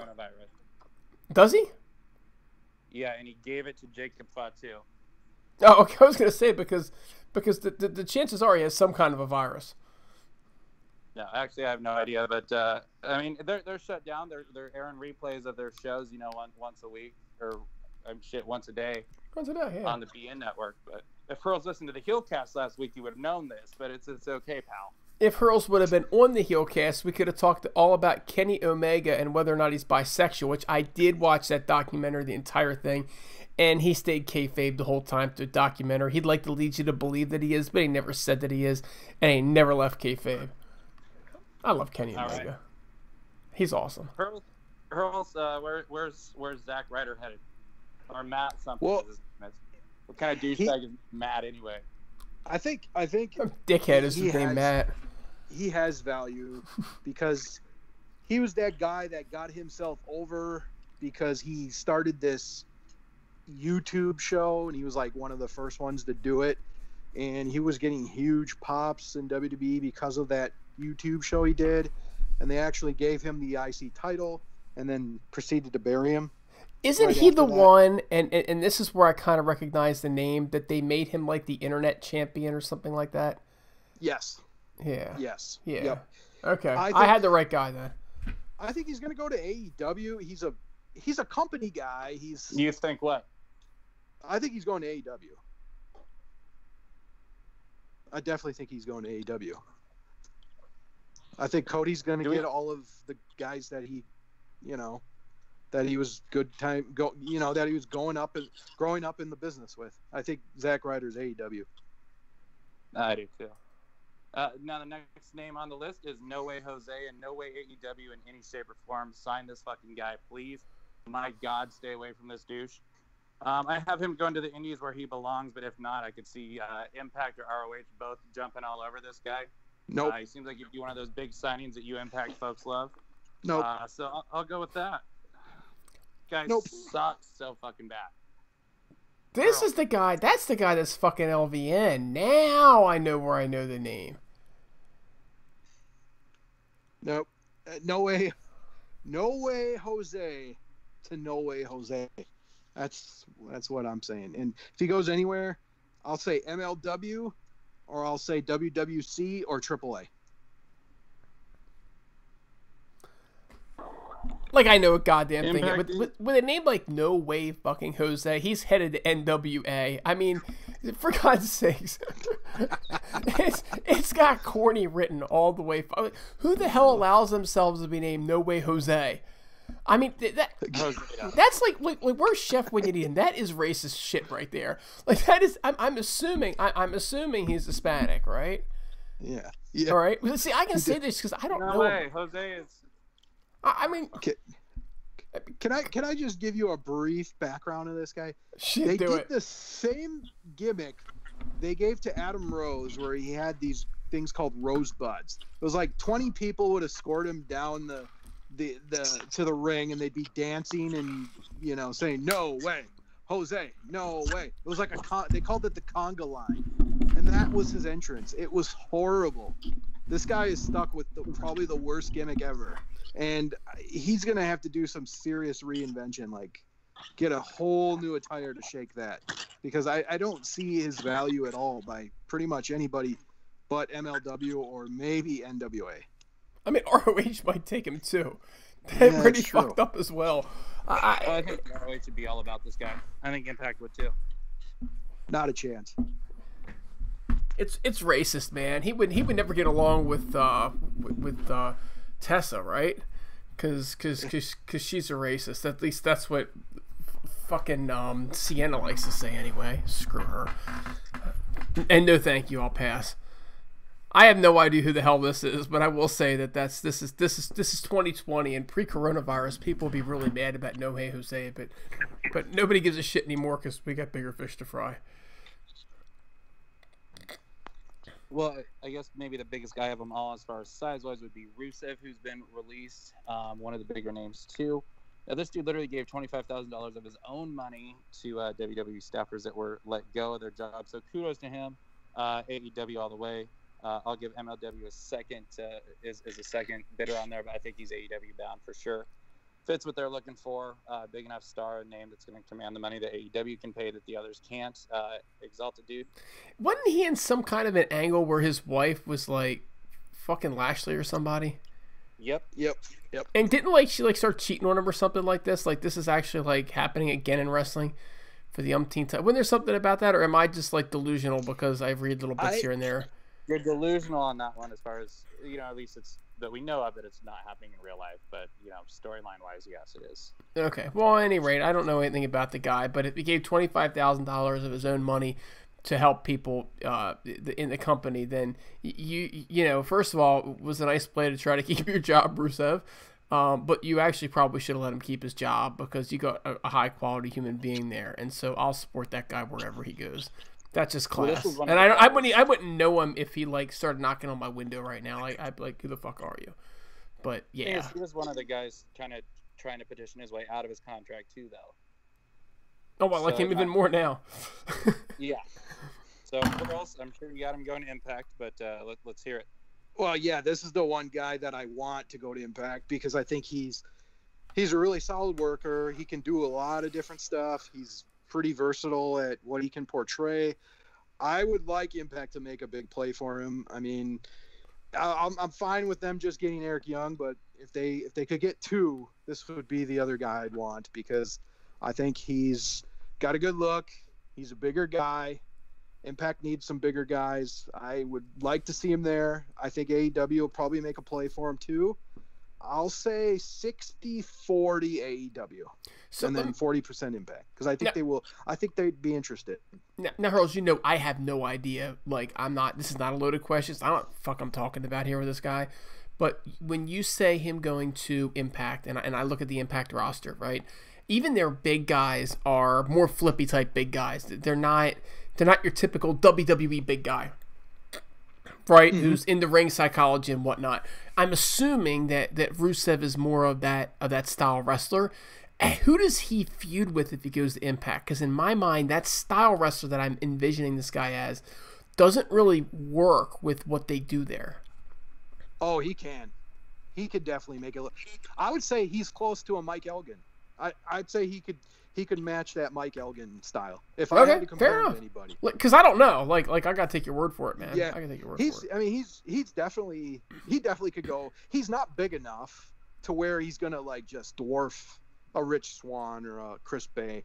He's that Mike Elgin size, and he's got a good work rate. I mean, hell, he wrestled John Cena at WrestleMania one year, so he's got. I mean, he's. Well, but that just proves my point about how he works, right? Well, yeah, no, that's true. I think he's better than you're thinking of the stereotypical WWE big guy. He's not that. I think he's more versatile than that.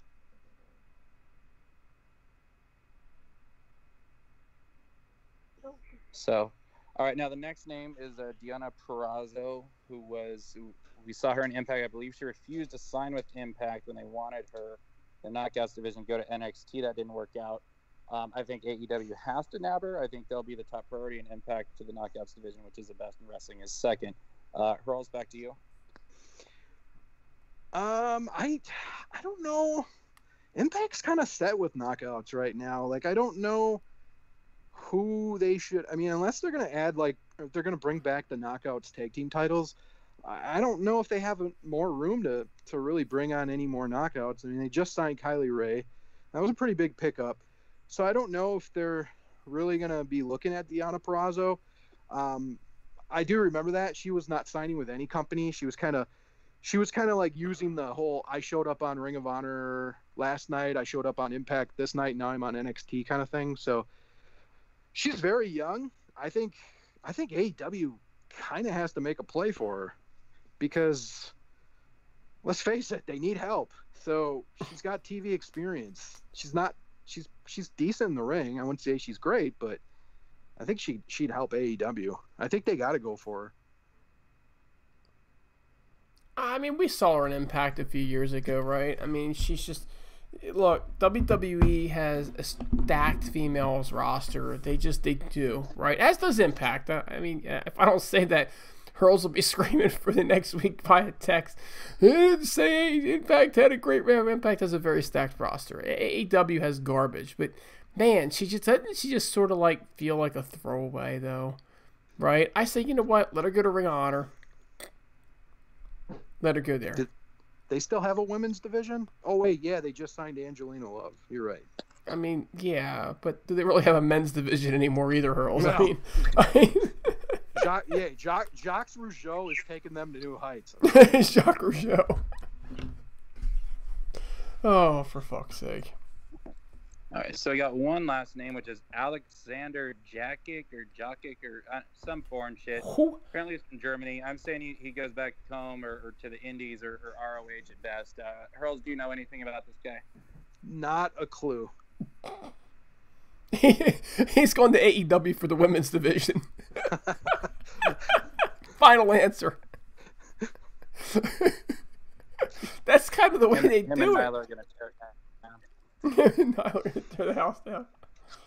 All right, so look. That's all the names of active wrestlers. I mentioned the agents. I could maybe see Finlay going back to WWE or AEW. I'm surprised with him. Helms, I worry because of the Matt Hardy connection. He could go to AEW, but I could also see NWA maybe. Any of you guys have predictions on anyone else? I mean, Lance Storm made that appearance for Impact for a little bit, but he had his wrestling school and he just closed it to go to WWE. Like, how shitty is that? Well, I mean, it's a wrestling school. I mean, like, they're pretty easy to close. You know what I'm saying? They're pretty easy to open back up again when you're Lance Storm. Here's the thing, guys. Do we know that these guys were actually released and not just furloughed? Because I was confused when I was reading these reports. Were they indeed released or were they just furloughed? I feel like some of the agents probably were furloughed. I'm going to say they were released. Just from their ways on Twitter. I'm going to say they were released. It does at least seem like Helms was released from what I've seen him say. So that guy sucks anyway. Yeah, he annoys me. All right, guys. So we can actually review some actual wrestling shows now. So just so you know that I'm looking it up right now, and Kidman was furloughed. Is what it says on Kidman. Okay. So Kidman, it says, and I only looked up Kidman. Kidman was furloughed, so that's what I'm saying. I just don't know. Let's see what Lance Storm, if I can find anything on Lance Storm. This SES scoops that they were released. Lance Storm posted something on Twitter. Oh, this is about how much he loves Howard Finkel, which is cool. I love Howard Finkel too, but yeah. So I don't know exactly about Lance Storm, but I know the Kidman was apparently furloughed. So who knows? This time will tell that. Now, actually, this week I finally got the Exalted Dude. I actually saw the episode of Dark Side of the Ring. Hurls, did you check it out? So I watch it on demand, and it's always a week behind the newest episode. So I will be seeing it soon. I just saw the Brawl for All. Gotcha. Where do you have it on demand through? What's that? I'm asking Hurls where he gets it on demand from. DirecTV. DirecTV, gotcha.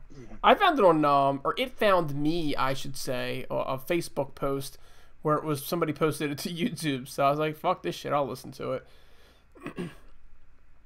So what'd you think of the show?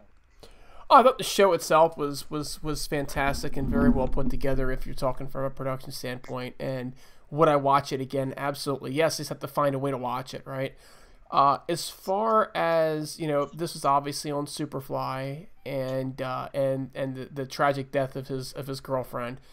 And, when you watch it, it paints a very chilling story of Superfly Jimmy Snuka, the human being, right? And it also paints a very chilling story of professional wrestling in general, particularly, back in the early 80s when, I'm sorry, folks, but Superfly was not the only one that was doing cocaine, right? And snorting quite a bit. But as I watched it, I thought they did a great job of Raven Effect at portraying both sides. And I came away with it feeling like if I was going to charge him with something, and I didn't read, all the evidence. I just watched the show. I'd probably go with a manslaughter charge. And the reason is I do feel like he probably pushed her to the ground. And if he pushed her to the ground and she hit her head and then she wasn't feeling well and he didn't get her medical attention, that constitutes manslaughter. It's not quite the same as murder. But it's not exactly. It's like, look, dude, you gotta get your head together here and say there's something wrong with this woman. I gotta take her to the hospital. Now, with him being on drugs and everything else, chances are he was inebriated during at least part of that, and possibly the whole thing. In which case, I'm not really sure how that works. But you may get a different. You may get acquitted actually by a jury just because they're like, look, the dude wasn't right in his head. But he definitely didn't do right by her. There's no doubt about that. Didn't do right by her at all. And somebody died that did not need to die.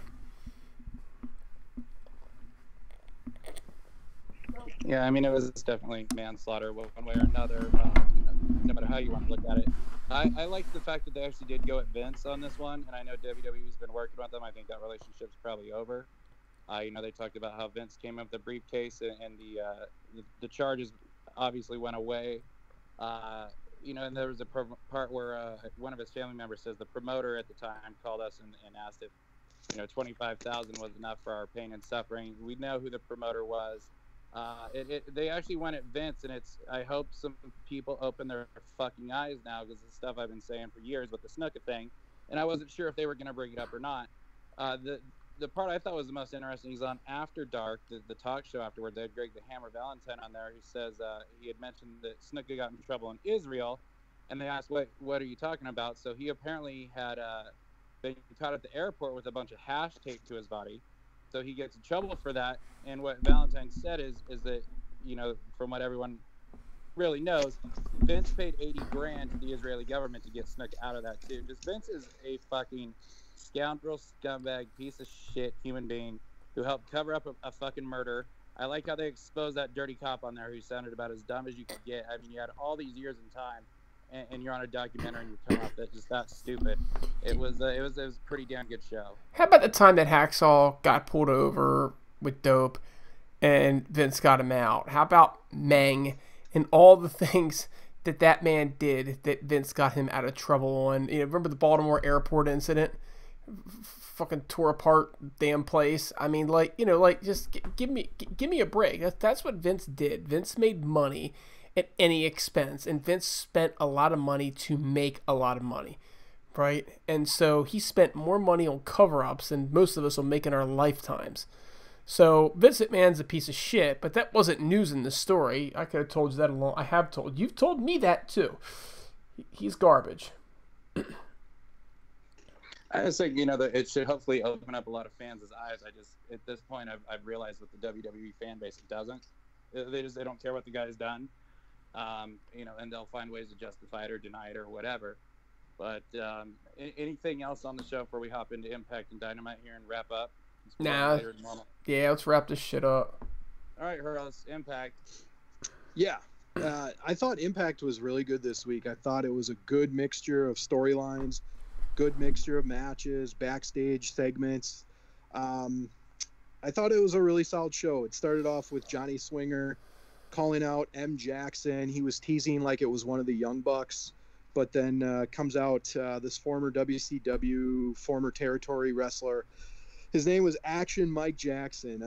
I've never seen this guy. Didn't know him in WCW. Did you guys know this guy in WCW at all? It was like late 80s WCW. Nah, man, there were so many jobbers back then.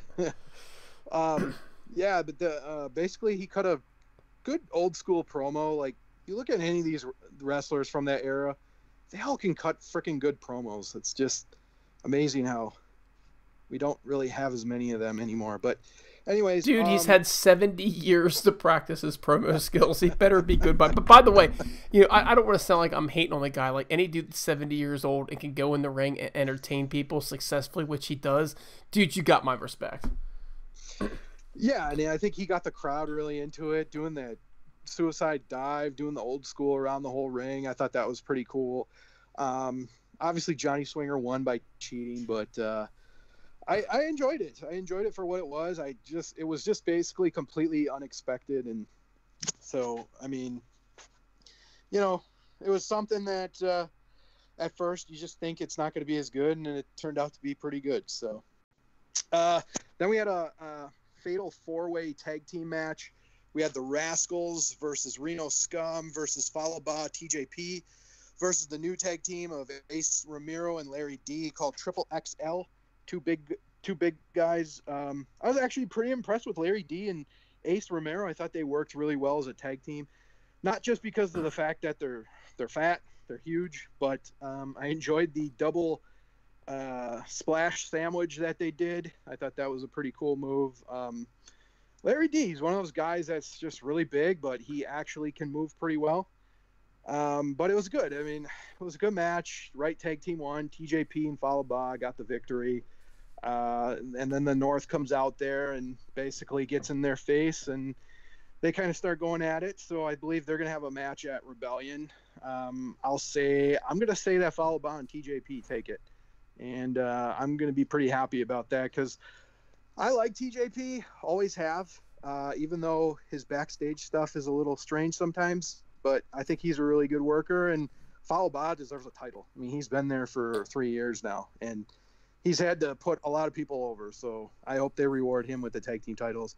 And hopefully they'll split Josh Alexander from Ethan Page, not because I don't like them as a tag team. I think they're really good, but I'm really high on Josh Alexander, so I hope they start giving him a big push. But yeah, decent match. Then we go to we kind of have a video package with RVD and Joey Ryan, just kind of talking more of the cancel culture stuff. It wasn't anything too big. Then we had Rohit Raju versus Hernandez. Rohit Raju was kind of teasing that he's leaving the Desi Hit Squad. Hernandez pretty much beat him in under 5 minutes. Hernandez got most of the offense in, wins with the border toss. I like Hernandez. Not much else to really say about this. Then we had Ace Austin versus Trey Miguel, non-title match. They had a little backstage altercation. Ace Austin gets the win. It was pretty good X Division match. It was pretty quick, though. Then we had the main event. We had Tennille Dashwood versus Taya Valkyrie. This was actually really good. They gave it time and had about 15 minutes or so. So I enjoyed it. Yeah, it was a good main event. Tennille Dashwood got the victory, so I'm happy about that. Taya kind of snapped at the end. She threw a bunch of chairs on Tennille and started beating her up. Then everybody's favorite, RVE and Impact Dude's favorite, Jordan Grace comes out there. So fuck.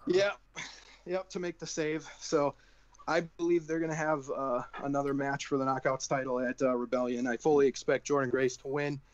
Then we had probably the most. I have a question. When is Jordan Grace going to show up on one of Larkin's podcasts? She's always taking these pictures and trying to sell them on the internet. Larkin, that's who you need to interview next. Larkin, get Jordan Grace on the S&M podcast. Do you think Larkin will be able to contain himself though? Yeah, absolutely. Okay. Anybody can. Yeah, he's not the. This is Jordan Grace. I think Larkin's probably already interviewed her before she came to Impact. To be honest, like who indie wrestling was, is Larkin not interviewed already?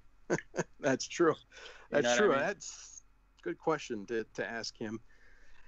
There was a new talking segment with Madison Rain called Locker Room Talk. She basically interviewed Kylie Ray, which kind of set up the Kylie Ray Kiera Hogan feud. They're gonna have a match at Rebellion. This is obviously just a beginner's match for Kylie Ray to get her over.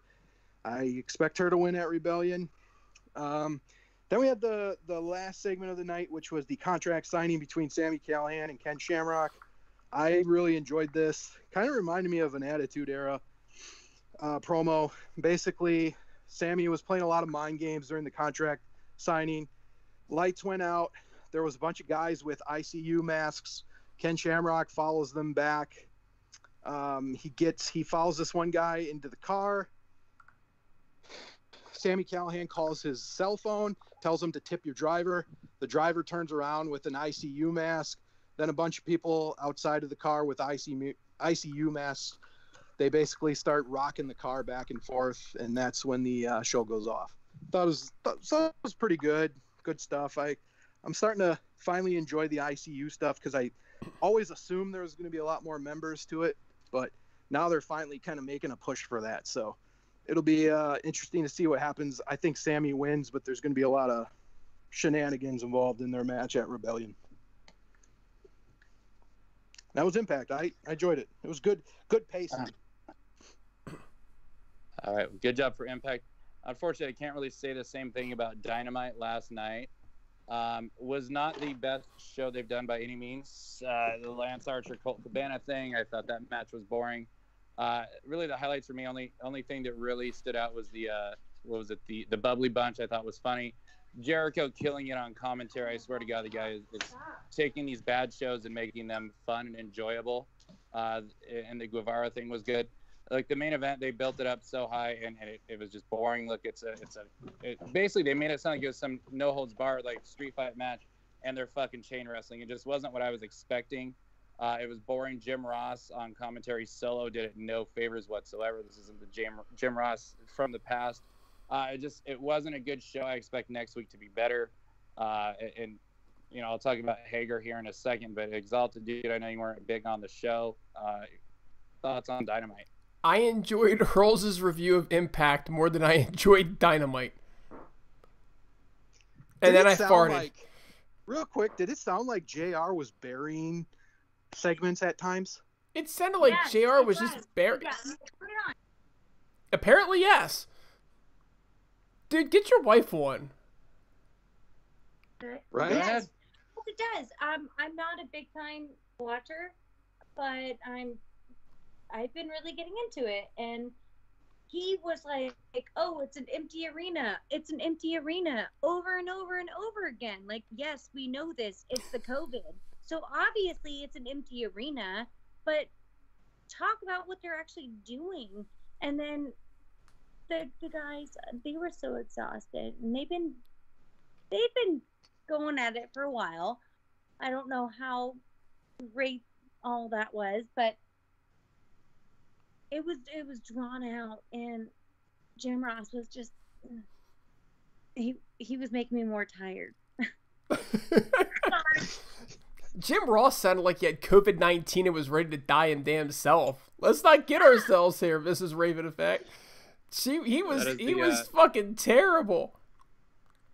He made, Josh Matthews and Jeremy Borash's old commentary sound exciting, and that was the debut of Mrs. Effect there. So I finally get her to watch the first episode of Dynamite with me last night, and that's the one that she gets. Yeah. That was an outstanding analysis. You've lost your spot in the Heelcast. That's it. That's fine. I've been waiting to quit anyway. No, I'm sure I liked actually. They had a lot of gimmicky things, and I loved it. Actually, a lot of their they were upbeat and great, but Jim Ross ruined the main event. Like, what the fuck? I don't think he got enough sleep last night or something. He just seemed like tired, old. I don't know. I mean, wait a second. I think this is a great point. He I don't know that he ruined the main event. I think he just buried it. I think it was terrible without him, but I think he just made it like 10 times. A good announcer can make a match so much better, but I think Jim Ross just made this one so much worse. And it was terrible to begin with. Jericho? If it was Jericho and Giovanni, would it not have been better, especially with his inner circle teammate in the match? Well, for sure. For sure. No doubt about it. No doubt about it. Like, this is just fucked up. This is fucked up. The bubbly bunch was great. And the thing with Jake Hager too, it's like he's not as good as he was in the and I think Lucha Underground did better with Jake Hager than either WWE or AEW. But I wonder two things with him. Like, I don't know if he's trying to mesh his MMA style with pro wrestling and he's just not a solid enough worker for it to be working, or if he's doing what he's doing to not get hurt wrestling so that it doesn't affect his Bellator MMA fights, or if he's just packing it in, but he hasn't been the same guy, and I don't know if those are the reasons why behind it, but it's got to be one of the three, right? That's what I would think. I think he's just going to wrestle a lot safer style because he can't get injured at this point when his Bellator career is going so well. Yeah, he's beaten a couple guys CM Punk would have kicked the shit out of so far, but it is what it is. So. Anything else, Dynamite or AEW related to add before we wrap up the show? No, that was horrible show. You know what? You're a horrible show, and so is this one. It was terrible until Mrs. Effect showed up and saved our asses. I was gonna say this keeps things interesting at least. I mean, her insight, her analysis was spot on too. It's like she's not living with you or something. You know what I mean? Like, are you talking about me? Yes, and you're lying. Are you really talking about me? Yeah, we're certainly not talking about your husband. That's for damn sure. I love my husband, and he's the one who got me into this. But I definitely have my own mind and my own opinions. And we think you should keep it that way. See, and I don't think women should be allowed to have minds. So we just wish you'd let him come back and play on social media with us again. I get text messages all night, and my phone just buzzes. Well, that's what you get. That's why I turn our chats on hide alert, so I don't have to hear it fucking. Shut up, Impact, dude. You keep that in your pocket and you enjoy it throughout. Luckily, Grace just today told me that I could put my phone on night mode or whatever, that do not disturb mode at night, and so I've done that. That's what I do 24/7. Well, yeah, and I hear it buzzing on it because you guys are on a different time zone, right? Oh yeah, we're on all different time zones. He just likes to keep it buzzing in his pocket because he likes it. Mm-hmm. That's me. All right, gentlemen and misses, are we wrapping the show up? Let's do it. All right. Well, we will see you next week on the Heelcast, except not me because I'm going to be NFL drafting it up. Maybe I'll hop on, who knows. But thank you for listening to the Heelcast. Check us out on Wrestling with Wrestling 3, ImpactAsylum.net. This is the RVE on behalf of Hurls, the Exalted Brother _ and Mrs. Effect. We are out. Thank you. Have a good week. Peace.